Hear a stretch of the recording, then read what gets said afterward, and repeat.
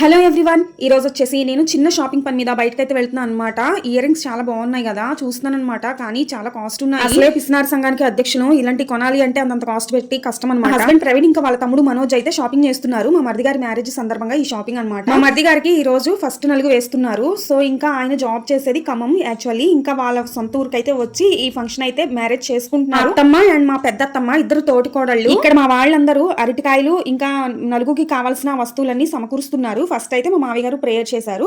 ఇంకా నలుగు అయితే స్టార్ట్ అయిపోయింది. పెద్దవాళ్ళు వేసిన తర్వాత మేము కూడా వేసామన్నమాట. ఊళ్ళో ఫంక్షన్స్ చాలా బాగుంటాయి. ఈ హల్దీ కూడా చాలా సందడిగా జరిగింది.